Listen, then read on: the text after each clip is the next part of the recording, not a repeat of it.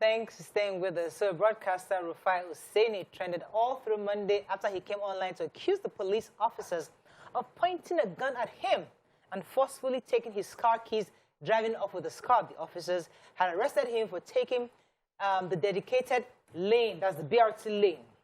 In the viral video that was released yesterday, Rufai was seen threatening the police officers that he will call the governor on them. However, he has since received a lot of backlash from Nigerians, with some people saying he was abusing his access to the governor to intimidate the police officers. Now, there are various angles and various layers to this conversation.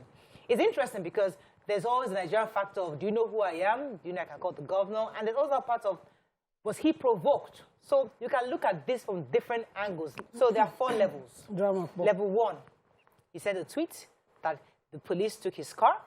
And of course, he made a fuss about it on TV, right? So we all saw that. How can the police do that? That would discuss police brutality. With a gun to his face. Yeah, they wielded a gun and, tried cocking the gun. And drove off his car. Yeah, without drove his car. Although he had admitted initially that he took the BRT lane and he saw others passing that lane. So why is it he they arrested? That's 1. Number 2, the police. So yesterday we saw a video that surfaced that showed where he was saying, bloody bastard, I'll call the governor. He apologized for that. I'm telling you, I'm coming in one by one now. Second video we saw where he was threatening the governor, threatening the police that he would call the governor. That was the second video. Yeah. And we saw him with the Lexus. I even thought the Lexus belonged to him. I was going to say, hey, in this work that we're doing, but no problem. But I saw that video. The second thing, we saw his video apologizing for using the word bloody bastard and also saying that there's nothing wrong in him saying he'll call the governor because he has a right to, he has access to him, he can call the governor. And explain that the car doesn't belong to him, that his friends come. He apologized. Now, the fourth one is that we got a tweet from the PRO Lagos State saying that, okay, he was charged to court yesterday, he had paid the fine of 70,000 naira, and his car has been returned to him. So, case closed. But the conversation is, how would you try to unpack this? And what level would you like to come in? His behavior, the fact that people are saying that he was arrogant, the others are saying that he must have been provoked. What are your thoughts on this? Let's talk about start. Okay, so I feel Rufai has been in Lagos for many years, and has also been in the media for many years, and all of us know what the rules are. We know that BRT lane is not meant to be passed through. But in my head, I was wondering, okay, yeah, this is someone that works from Lekki to VI for many years, probably not a mainland person, coming to the mainland for the first time in a long while. What kind of stuff is it? And then he was wondering. I'm just like, okay, maybe he now saw people were driving through this lane. Maybe because there's traffic, they allowed them to pass through the lane. He entered, and then they stopped him. The conversation ensued. His ego took over. Because when I watched the videos, I knew the ego took over. What is inside you will come out when you are under pressure. Yeah. So your insult came out, Mr. Rufai, and I'm happy you apologized because that shows that you can be corrected. When the issue came out, I felt like I didn't call anybody. I have numbers. I told him, I said, I have numbers. I didn't call because it's just not the right thing to do.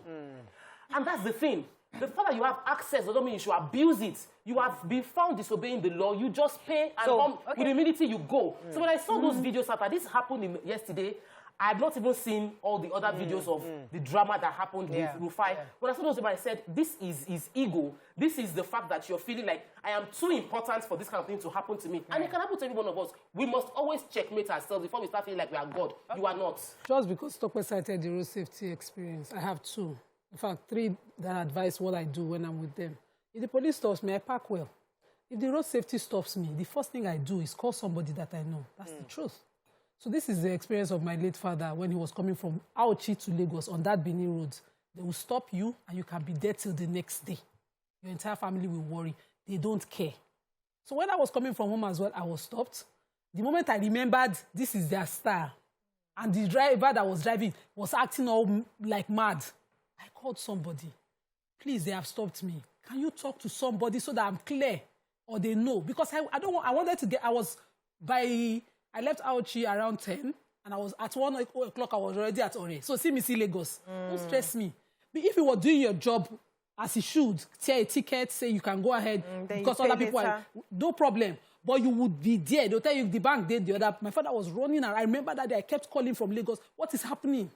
So I don't want any errant officer doing grab because you'll be provoked. And what you saw with Rufai doing was reactionary.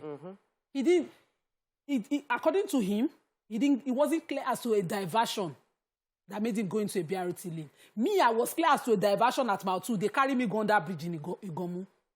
It's not only Rufai that call people. It's just the way he called the people. It's the way, if you know somebody, you call somebody not, so that you don't even get kidnapped. I thought I was being kidnapped that morning. At 6, daylight has not even reached. I've not even seen morning light. I left at 6, but everywhere was still dark. I remember that. And they just entered the car with guns in front of me. Not be one, no. Bang, bang, bang. I was alone in my car. The first thing I thought, they're police. Be civil, be civil. I was not thinking fast. I opened my door. They jumped in. Madam, come down. Go to the back. Go to the back. I was being kidnapped. Yeah. That's not the way to arrest somebody. Yeah. And I wasn't even on a one-way. You now said, this is a one-way. I said, but there's a diversion ahead. He refused to admit that diversion. The next day, I went there. I went live. There was a clear diversion announced by the Commissioner for Transport in Lagos. And they carried my car to Igomonda Bridge alone. Okay. And we even had to call somebody for that officer to be insane. Okay, so I get that. You don't already should be calling somebody. In Nigeria, no, it's this time. You won't say I will call somebody when you know you need to call somebody. Just be calling the person. Sure. Sir, please, they don't carry me. Waiting they happen. So what are your thoughts on this entire episode? Yes. So when people are doing the wrong thing, I'm very weary of joining them because there's nobody looking. That's what I see on Nigerian roads. So the parts are there. There's a bit of traffic on the other side, and you see buses taking that BRT. Pia, pia, pia. As you put your head. If your head does not carry bad thing, they will catch you.